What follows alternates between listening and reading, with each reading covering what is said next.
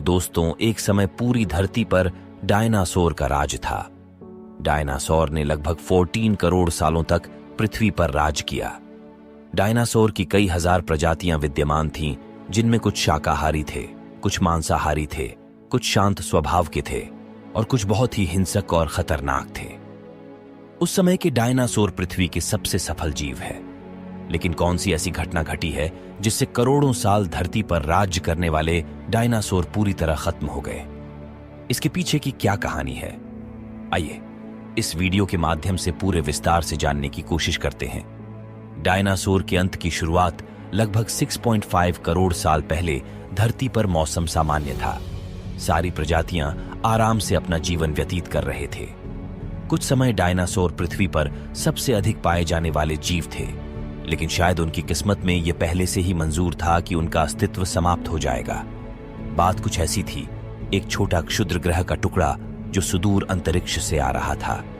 इसकी संभावना थी कि यह चंद्रमा से टकराएगा, लेकिन आने के क्रम में मंगल और बृहस्पति के बीच बने एक बड़े क्षुद्र ग्रह से टकरा गया। मंगल और बृहस्पति के बीच का क्षुद्र ग्रह पृथ्वी की तरफ बढ़ने लगा, जिसका व्यास 40 किलोमीटर और वजन लगभग 2 ट्रिलियन मीटर था। क्षुद्र ग्रह के पृथ्वी से टकराने से 35000 डिग्री सेल्सियस ऊर्जा वाला विस्फोट हुआ, जो 10 हाइड्रोजन बम के विस्फोट के समान था। विस्फोट के बाद धरती से लाखों टन धातु अंतरिक्ष में फैल गया और लगभग 180 किलोमीटर चौड़ा एवं 20 किलोमीटर गहरा गड्ढा बन गया।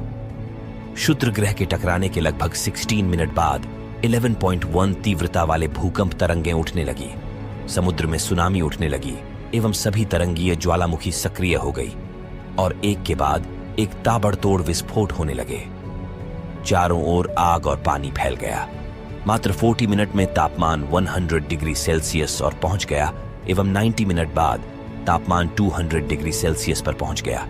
इसी क्रम में धरती के लगभग 90% प्रजातियां नष्ट हो गईं।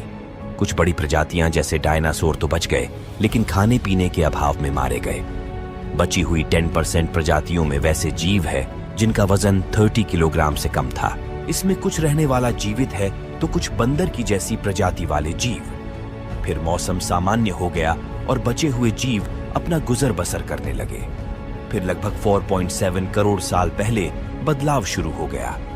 टेक्टोनिक प्लेट में हलचल शुरू हुई और भारतीय उपमहाद्वीप एवं एशियन महाद्वीप के टेक्टोनिक प्लेटों के टकराने से हिमालय पर्वतमाला उभरकर सामने आया, जिस पर विश्व की सबसे ऊंची शिखर श्रेणी स्थित है।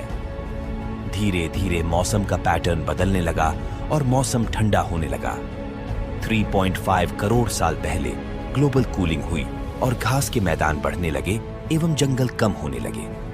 तब ऐसे जानवर सामने आए जो खुले मैदान में रहने के लिए उपयुक्त हो गए और कुछ ऐसे जानवर भी थे जो दूसरे जानवरों को खाने पर निर्भर हो गए। 1 करोड़ों साल पहले पृथ्वी रूप लेने लगी, जिससे आज हम देख रहे हैं, महसूस कर रहे हैं और जी रहे हैं। लगभग 40 लाख साल पहले टेक्टोनिक प्लेटों में एक बार फिर हलचल हुई और अफ्रीका के पूर्वी हिस्से में नई पर्वत श्रेणियां ईस्ट अफ्रीकन रिफ्ट वैली का निर्माण हुआ। इस पर्वत श्रेणी के निर्माण के बाद मौसमी हवाई बंद हो गई और बारिश बंद हो गए। अफ्रीका के इन्हीं जंगलों में रहते थे हमारे दूर के रिश्तेदार द ग्रेट एप्स, जिन्हें पियरोलापिथेकस पियरोला कहा जाता है। यहीं से शुरू होती है मानव जीवन के उत्पत्ति की कहानी। पियरोला पेड़ों पर रहते थे, फलों को खाते थे एवं वजन ज्यादा होने के कारण खुद नहीं पाते थे, तो वे पेड़ों पर झूलते रहते थे। कभी कभी 2 पैरों पर खड़े होकर चल भी सकते थे। चलने की यह कला हमारे आम धारणा के उलट जमीनों पर नहीं, बल्कि कहानियों पर विकसित हुई। 2 पैरों पर चलना इंसानों की नहीं, इन एप्स की खोज थी। आगे चलकर जलवायु परिवर्तन और जगह बदलाव के चलते हैं ये ग्रेट एप्स में बदल गए और चिंपैंजी एवं गोरिल्ला में विकसित हुए। कुछ इंसानों में बदलना शुरू हुए। वे पूरे अफ्रीका में फैले हुए थे, लेकिन बारिश बंद हो जाने के कारण यहाँ के जंगल सूख गए और ये एप्स खाने की समस्या से जूझने लगे। भोजन की तलाश में पेड़ों से उतरकर अब जमीन पर चलने लगे। आर्डिपिथेकस रामिडोस, ये हमारे पूर्वज थे जिन्होंने जमीन पर मानव इतिहास का पहला कदम रखा। और आज हम इन्हीं के बदौलत चांद पर कदम रख पाए हैं। इनका दिवाकर संतरे इतना बड़ा था और लंबाई लगभग 4 फीट के आसपास थी। ये हमारे वंश के सीधे चलने वाले पहले जीव थे। कई हजार सालों के विकास के दौरान ये 2 पैरों पर चलना सीख गए और घूम घूम कर भोजन तलाशने की प्रक्रिया में लग जाए और विकास की प्रक्रिया चलती रही। Homo habilis. विकास के इस दौर में लगभग 23 लाख साल पहले हमारे पूर्वजों ने पत्थरों से बने हथियार का इस्तेमाल करना शुरू कर दिया। पत्थरों से औजार बनाएगा जिनमें और हथौड़ा प्रमुख था।